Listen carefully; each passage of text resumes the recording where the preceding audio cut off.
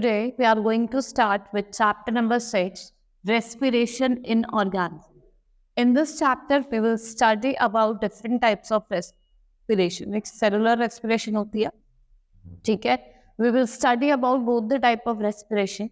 Let's start the chapter. We have already learned that all organisms are made up of small microscopic unit known as cell.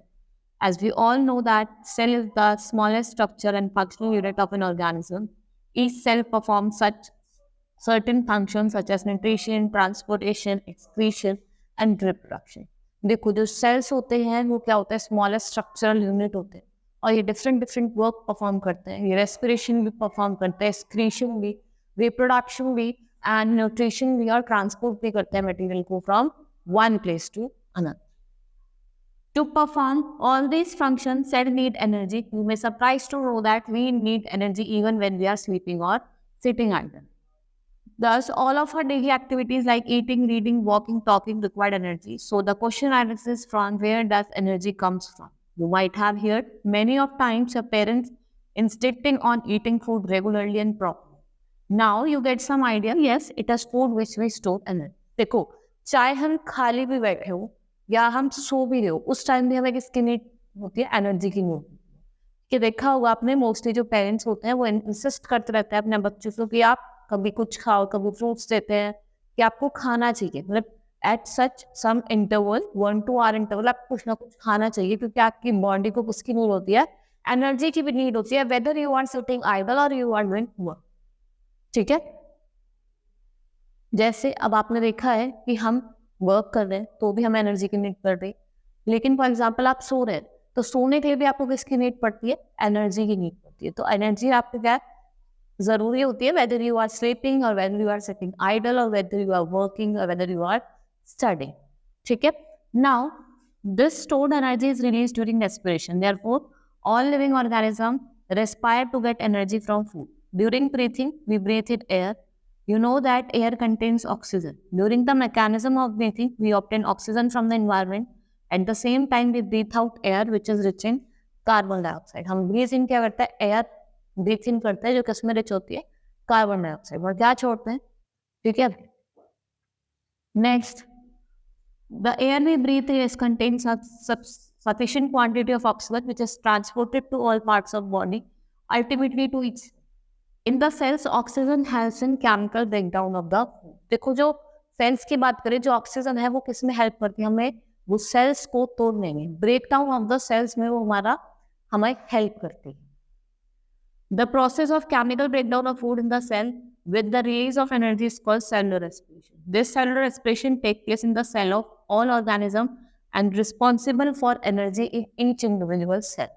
देखो जो भी chemical breakdown हो रहा है food में, उस प्रोसेस को जो हम एनर्जी रिलीज करते हैं उसको हम कहते हैं सेलुलर रेस्पिरेशन. ठीक है, उसे हम क्या कहते हैं? सेलुलर रेस्पिरेशन कहते हैं. और जो सेलुलर रेस्पिरेशन है वो कहाँ होती है? वो सेल्स ऑफ ऑर्गेनिज्म में. और किसके लिए रिस्पॉन्सिबल होती है? Release of energy. Breathing is the process of intake of air rich in oxygen, inhalation or breathing in and giving out air rich in carbon dioxide. देखो हम क्या लेते हैं? हम एयर लेते हैं, we take in air which is rich in oxygen और हम breathe out करते हैं कार्बन डाइऑक्साइड. ठीक है, हम क्या breathe out करते हैं? Carbon dioxide. तो ब्रीथिंग क्या है? प्रोसेस है किसका? Intake of air and breath out of carbon dioxide. Now difference between combustion and respiration. देखो है there is a difference between combustion and respiration.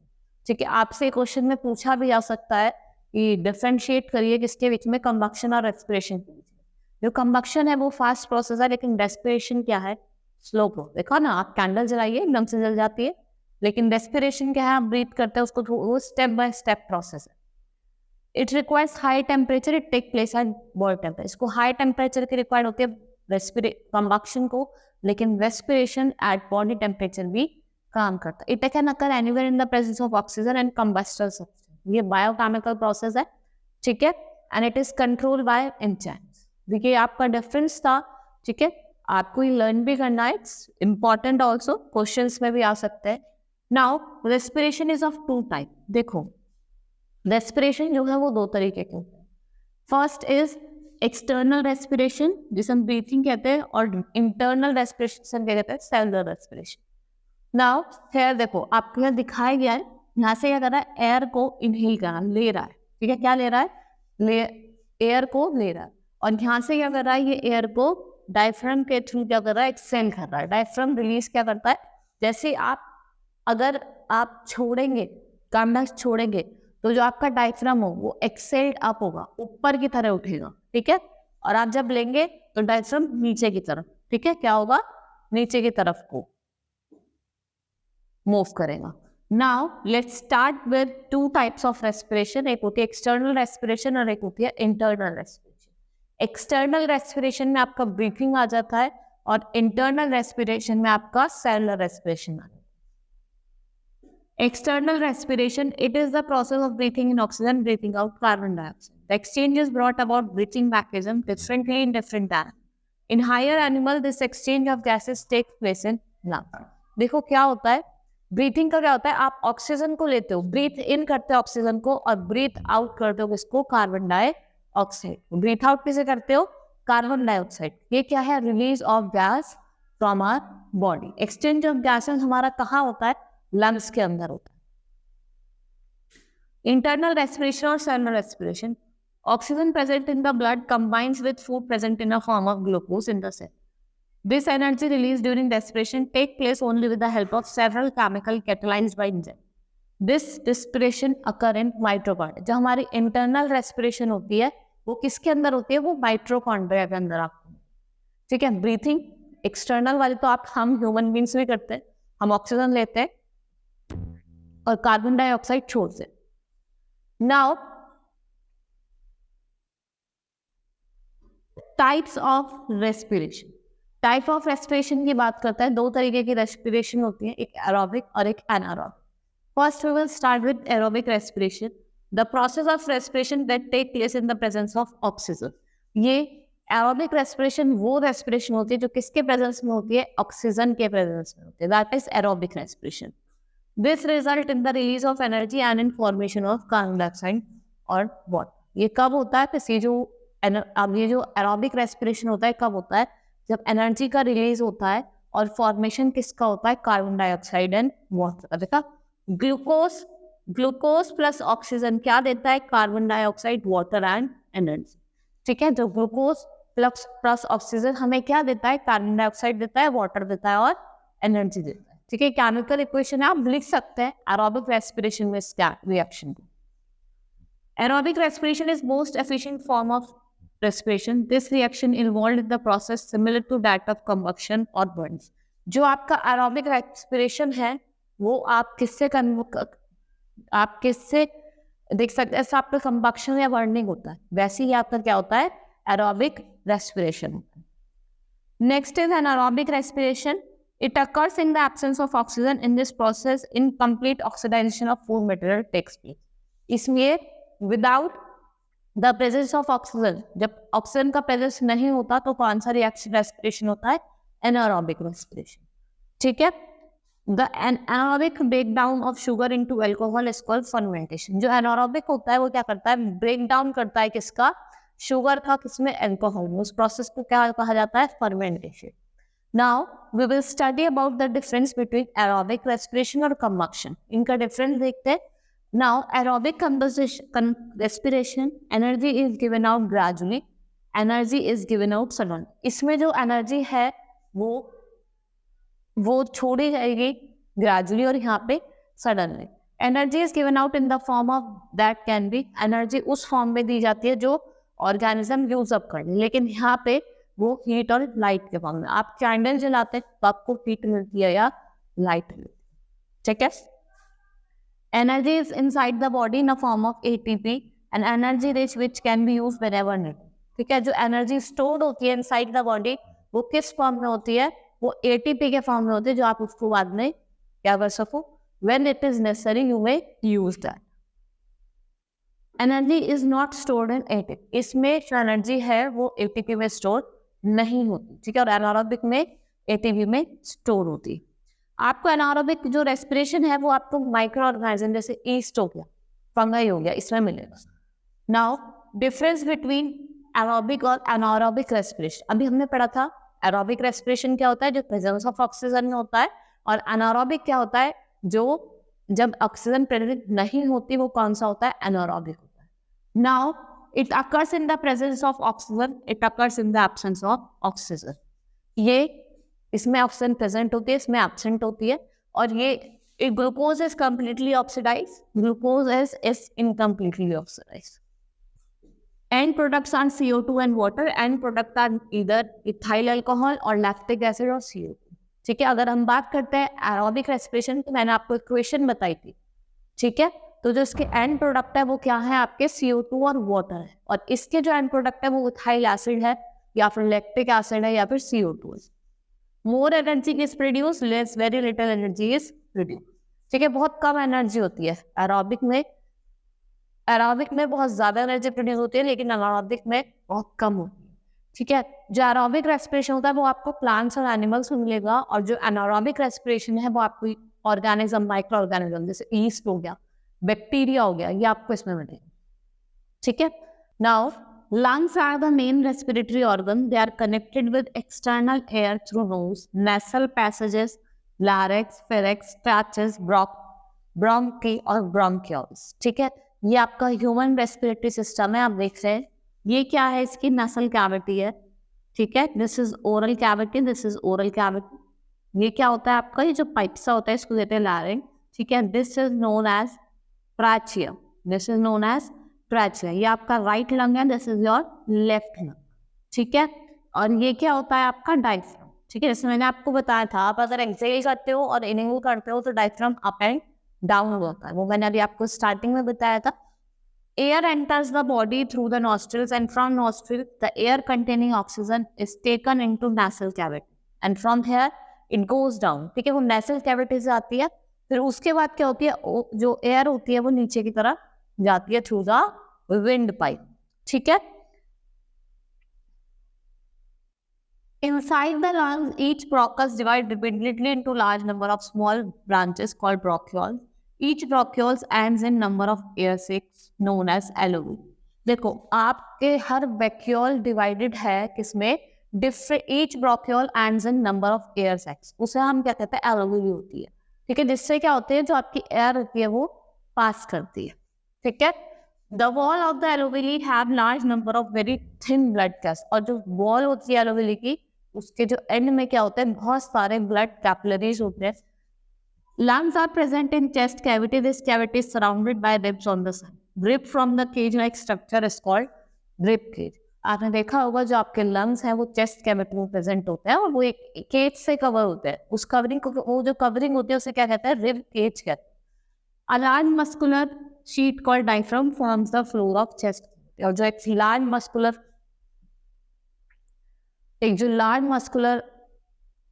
Muscular आपकी शीट होती है जिसे हम डायफ्राम कहते हैं, वो क्या फॉर्म करता है, वो एक फ्लोर फॉर्म करता है आपकी चेस्ट कैविटी।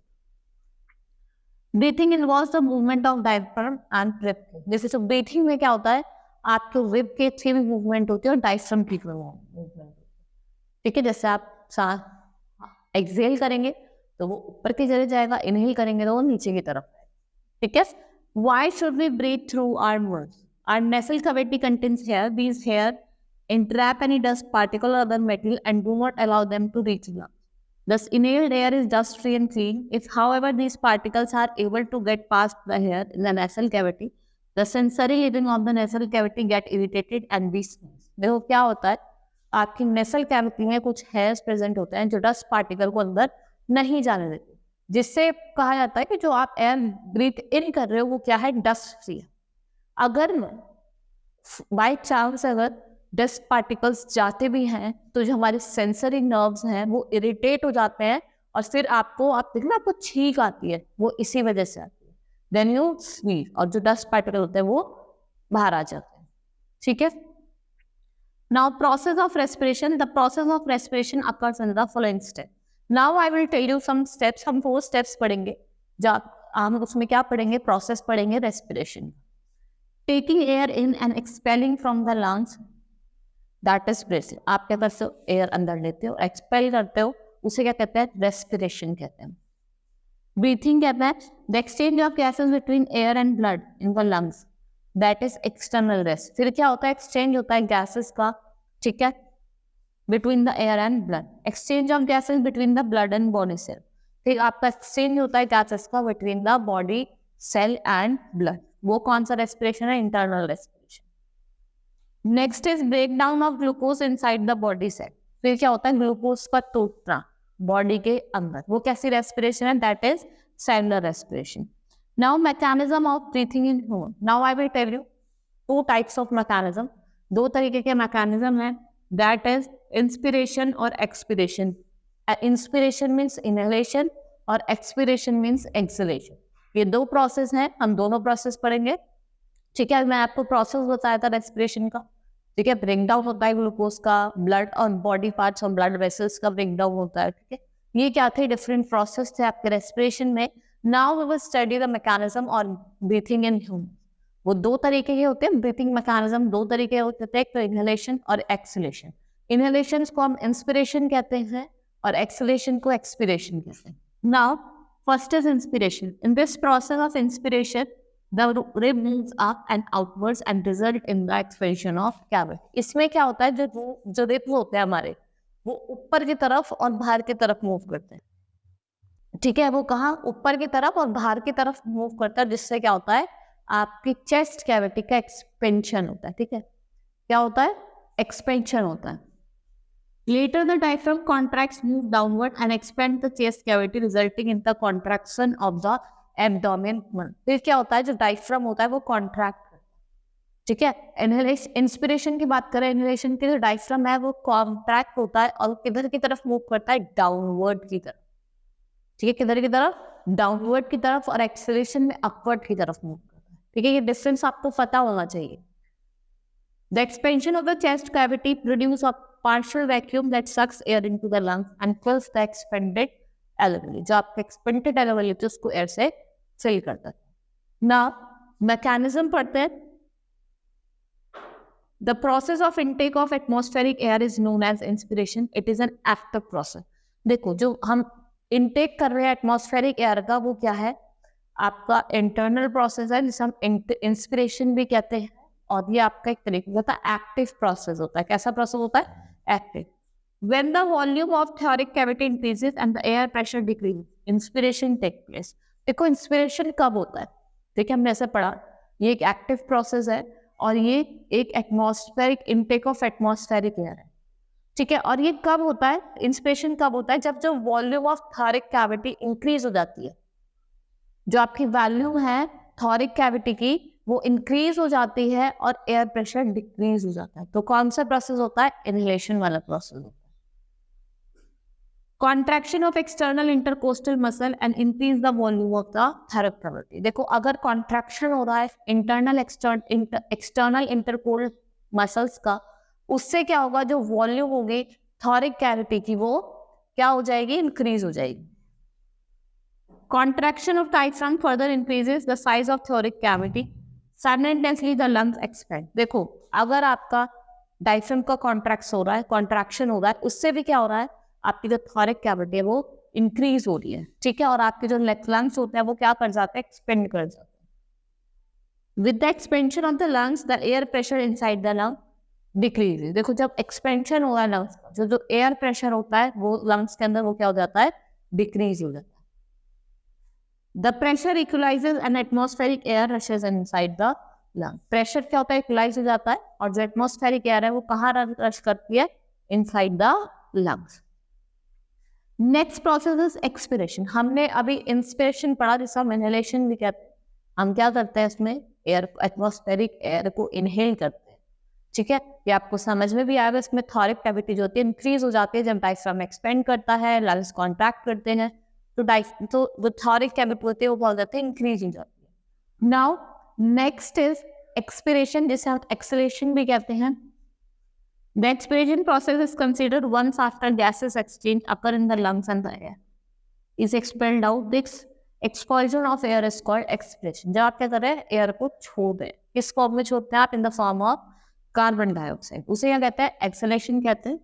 देखो, अब यहाँ पे आपको डायफ्राम में चेंज दिखा रखा है, ठीक है, जैसे हमने पढ़ा था इनहेलेशन, मैंने क्या बोला था, जब हम इंस्पिरेशन पढ़ते हैं तो इसमें जो डायफ्राम होता है वो आपका नीचे की तरफ मूव, ठीक है, मूव्स डाउनवर्ड, बताया था मैंने।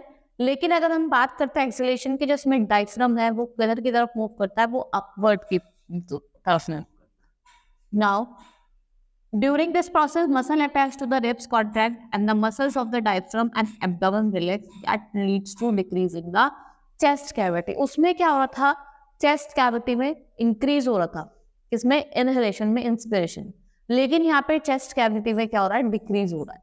ठीक है, जैसे देखो आपको जो डायफ्राम है वो क्या कर रहे हैं, रिलैक्स कर रहे हैं। देखो आप दिख रहा होगा आपको डायफ्राम क्या कर रहे हैं, रिलैक्स कर रहे हैं, और जो आपका एब्डोमेन है वो भी क्या कर रहा है, रिलैक्स। ठीक है, लेकिन जो चेस्ट कैविटी है वो आपकी क्या हो रही है, डिक्रीज हो रही है।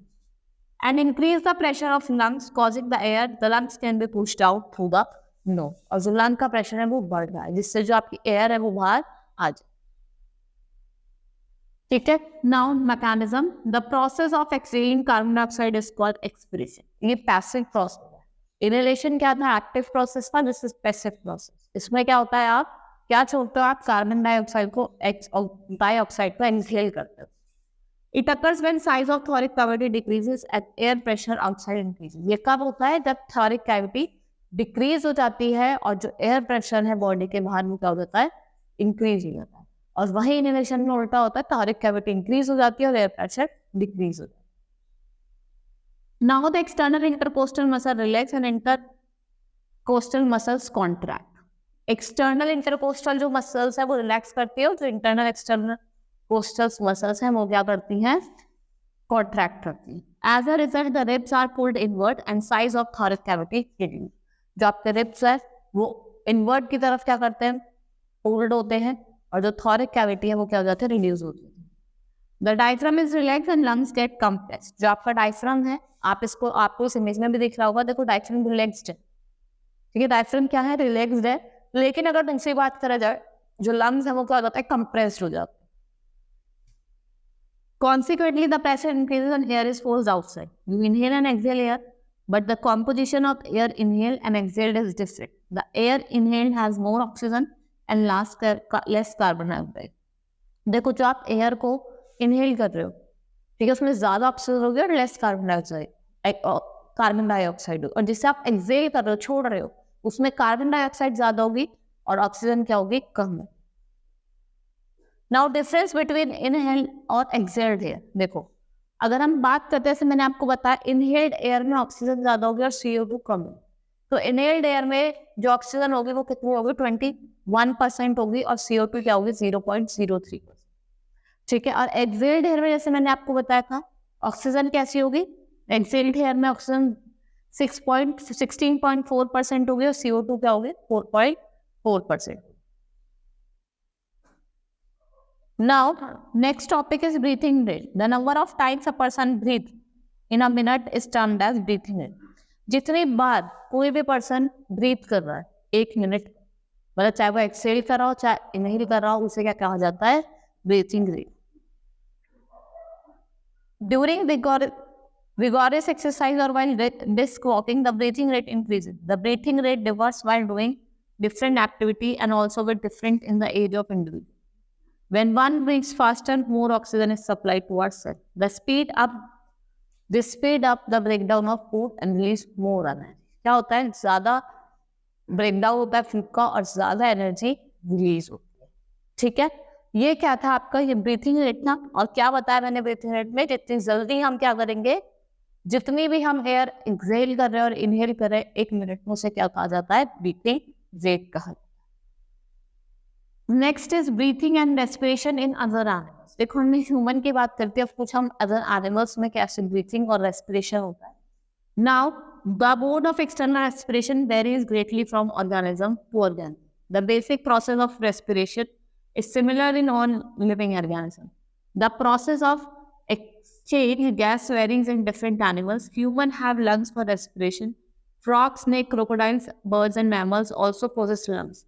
But all animals do not have lungs, such as earthworm, cockroach, mosquito, snails, fish are without lungs.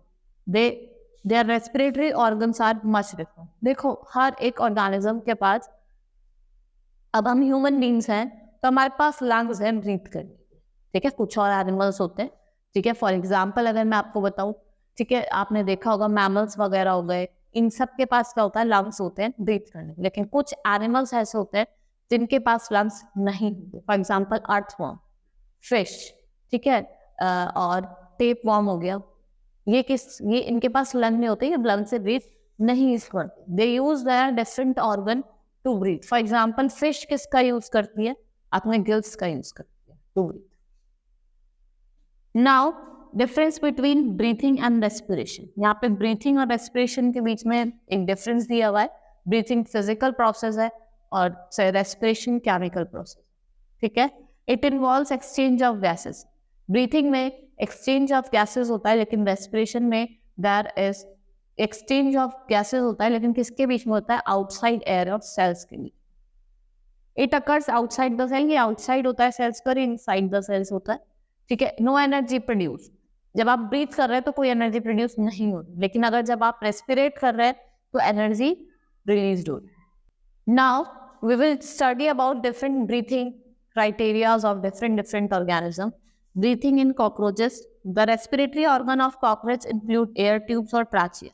देखो, जो आपके कॉकरोच होते हैं इनके ट्राचियाज होते हैं। क्या होते हैं इनके?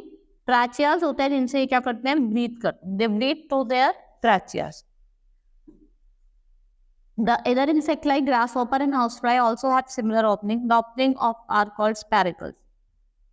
Insects have network of tubes called trachea for gas exchange. देखो, इनके ना कुछ टिनी ओपनिंग्स होते हैं जिनको हम स्पैरिकल्स कहते हैं। और मॉस्किटोज जो वगैरह होते हैं, इनके क्या होता है, आपने देखा होगा साइड में, जैसे यहाँ पे आपको देख रहे हैं, ये नेटवर्क ऑफ एयर ट्यूब्स होते हैं, जिन्हें क्या कहते हैं, ट्रैचिया कहते हैं, जिसके थ्रू एयर करता है, ब्रीथ आउट करता है, ब्रीथ इन करता है।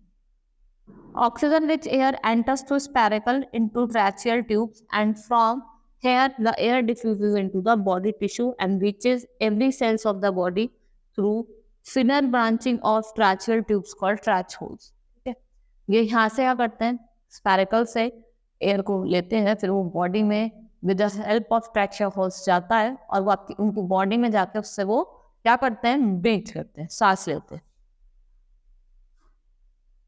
The every cell gets oxygen directly. Similarly, carbon dioxide released by cell moves out through the spiracles. जो कार्बन डाइऑक्साइड सेल ने रिलीज करी है वो बाहर मूव आउट करते हैं, किसके थ्रू, उसके स्पैरिकल्स होते हैं उसके।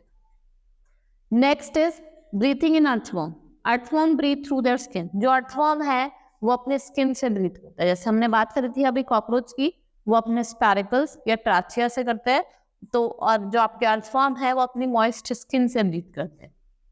The skin of the earth feels moist and slimy on touching. Gases can easily pass through them.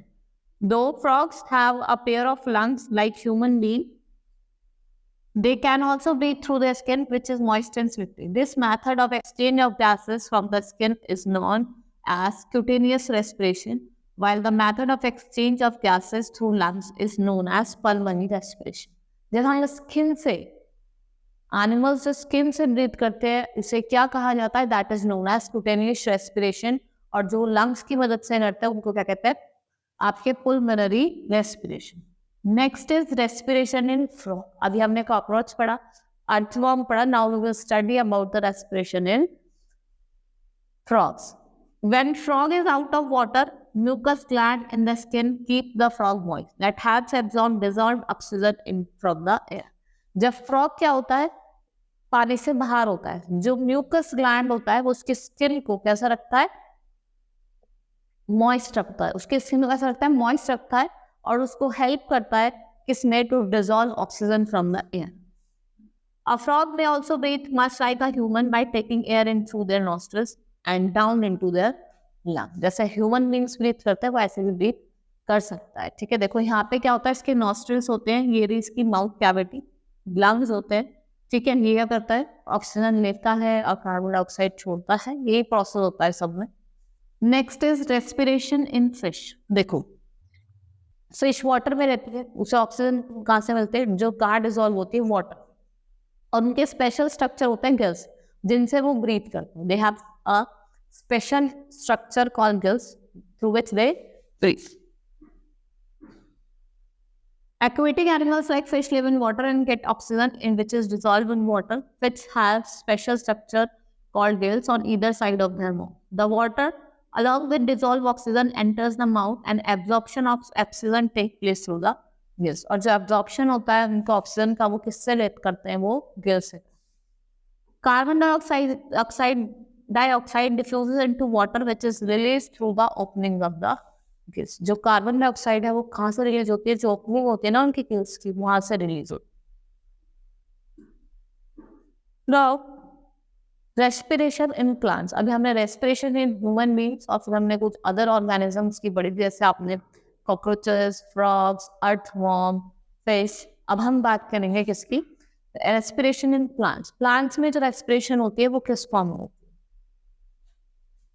Respiration in plants involve exchange of oxygen and carbon dioxide. Hence, two gases are known as respiratory gases. However, respiration in plants differ that of animals in three aspects. मैं आपको ऐसे 3 aspects बताऊंगी जिसमें जो respiration है animals में वो different होती है प्लांट्स. कैसे? First is all parts of plants such as root, stem, leaf perform respiration individually. Plants में क्या होता है, चाहे रूट हो, चाहे स्टेम हो, चाहे लीफ हो, सब रेस्पिरेशन इंडिविजुअली करते हैं. ठीक है, अलग अलग करते हैं. Little transport of gases occur in plants. जो ट्रांसपोर्टेशन ऑफ गैस होता है वो बहुत ही ज्यादा कम. Plant respiration occurs at much slower rate. और जो प्लांट में ट्रांसपिरेशन होती है वो बहुत ही स्लो रेट पे होती है. The leaves of the plants that have tiny pores called stomata for exchange of oxygen and carbon dioxide. These stomata occur on green stem also, but when the stem become old and woody, then the bark of stem has lentils for gaseous state. जो plant की जो stem होती है उस पर लैंटल्स हो जाते हैं, जिससे वो क्या करते हैं, अगर वो बहुत ही ज्यादा ओल्ड हो रहा है तो वो क्या करते हैं, उससे गैस का जो एक्सचेंज होता है. Just like all other living cells of plants, the root cells are also need oxygen to generate energy. जो root cells होते हैं उनको भी किसकी नीड बढ़ती है, ऑक्सीजन की, क्या जनरेट करने के लिए, एनर्जी जनरेट करने. ठीक है, देखो आप रेस्पिरेशन प्लांट देखते हैं, सन है, लाइट एनर्जी जा रही है, ग्लूकोज ले रहे हैं, ठीक है, ऑक्सीजन ले रहे हैं, ठीक है, और क्या छोड़ रहे हैं, कार्बन डाइऑक्साइड छोड़ रहे हैं. ठीक है, और लाइट एनर्जी आप देख रहे हैं. Roots have many root hairs which take up air from the air spaces present between the soil particles. Other portion of the roots do not have root hair. They are covered with protective layer of dead cells having tiny opening called lentils. ठीक है, इनके कुछ tiny openings होते हैं जिन्हें हम lentils कहते हैं, जिनके थ्रू क्या होता है, गैसेस का एक्सचेंज होता है. ठीक है, between the soil and inner lining. Due to this reason, land plants die if their roots remain in water. देखो आपने देखा भी होगा, अगर लैंड जो प्लांट्स होते हैं उनकी जो रूट्स है वो ज्यादा वाटर में रहती हैं, वाटर लॉक्ड रहती हैं, तो वो मर जाते हैं. Now you can tell your mother not to cover waste spotted plants. Thus we find that respiration is vital biological process. All living organism need to respire to get the energy needed for living and survival. देखो चाहे कोई भी हो, सारे living organism को किसकी need पड़ती है, सारे जितने भी हमारे लिविंग ऑर्गेनिज्म होते हैं उनको नीड पड़ती है ये रेस्पिरेशन की. और रेस्पिरेशन क्या है, एक वाइटल बायोलॉजिकल प्रोसेस है. ठीक है, it's an vital biological process. Both breathing and respiration are not the same, they are quite different. Breathing occurs in single step while respiration has 2 step. अगर हम बात करें ब्रीथिंग या रेस्पिरेशन की, दोनों सेम नहीं है. ब्रीथिंग में एक सिंगल स्टेप होता है, लेकिन रेस्पिरेशन में 2 स्टेप्स होते हैं. There are 2 steps involved in respiration.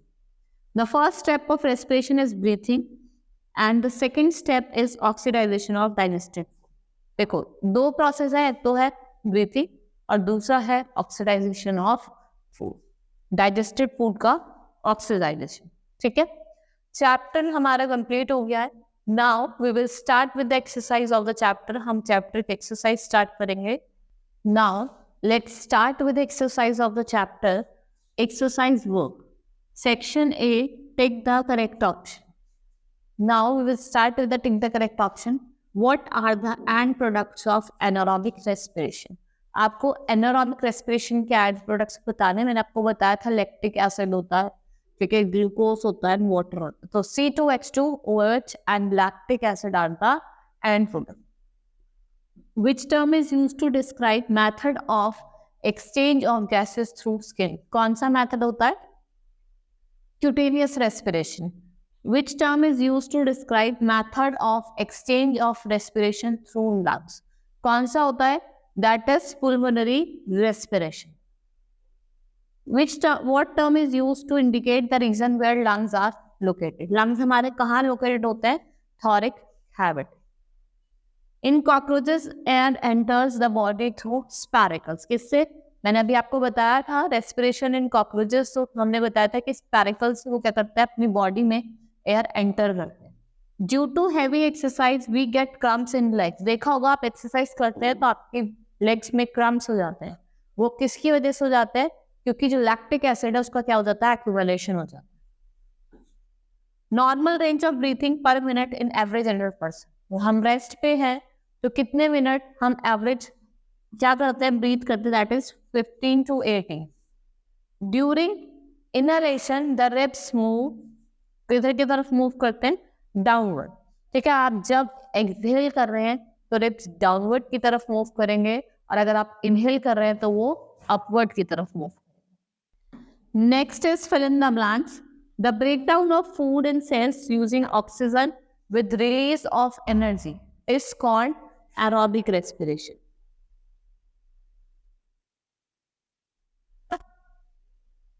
Dance turns lime water milky. क्या कर देता है? Carbon dioxide.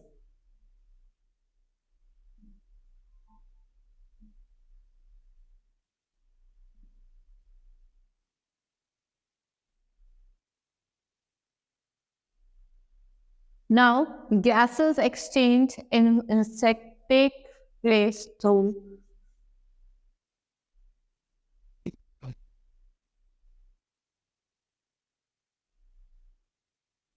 the exchange of gases in the leaves of plants takes place through. जो exchange होता है वो कहाँ से होता है? स्टोमेटा से होता है.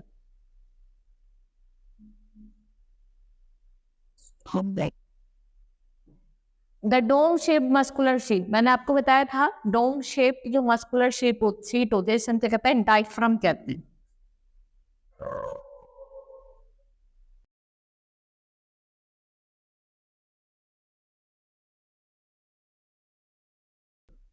नाउ स्टेट ट्रू और फॉल्स अगेंस्ट फॉलोइंग स्टेटमेंट. यहाँ पे दिया है during heavy exercise the breathing rate slows down. जब आप हैवी एक्सरसाइज कर रहे हैं तो ब्रीथिंग रेट स्लो डाउन हो जाता है? नहीं, बढ़ जाता है. Frogs breathe through their moist skin as well as lungs.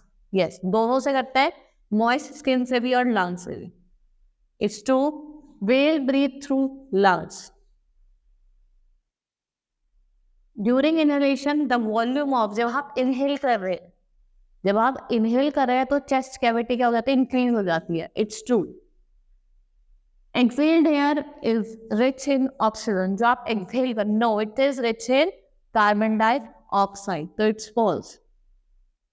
Anaerobic respiration takes place in organism like yeast. Yes. जो yeast हो गया, बैक्टीरिया हो गया, इसमें कौन से टाइप की रेस्पिरेशन होती है? Anaerobic respiration. Now, section B, writing skill. Write answer in word or one sentence. आपको एक word में एक sentence में लिखना है. Now, in respiration and breathing, is respiration and breathing the same? क्या respiration और breathing same? नहीं.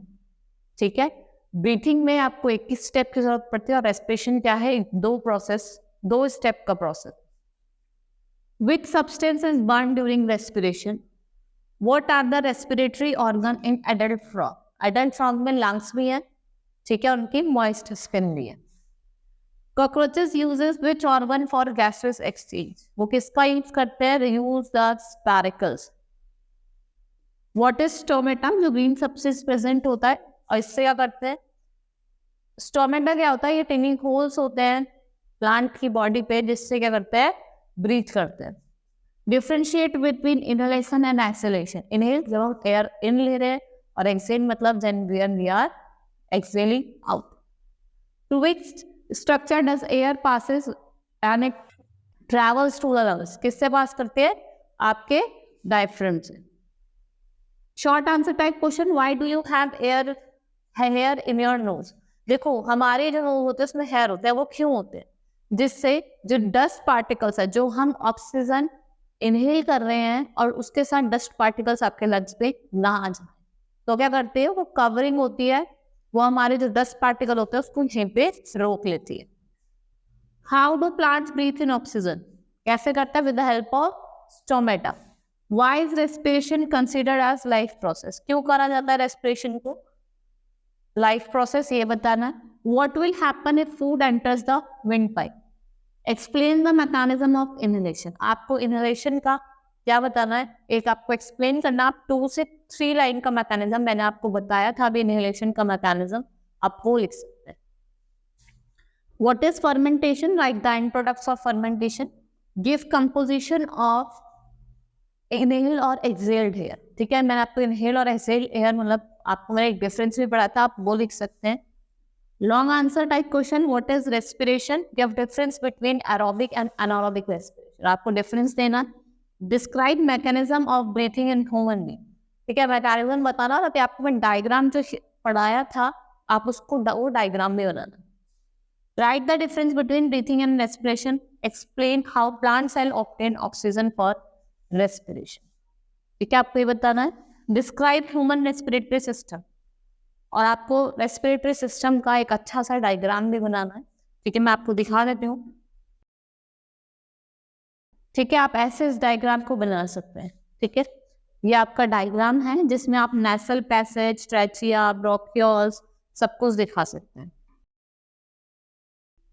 Next is how does exchange of gases takes place in fish? Fish कैसे करती है? With the help of their gills. आपको मैंने बताया था, हमने पढ़ा था रेस्पिरेशन इन फिश, आप उसमें से आप उसको एक्सप्लेन कर सकते हो। ठीक है, नाउ चैप्टर हमारा कंप्लीट हो गया है, exercise are also completed. Hope you understood the chapter.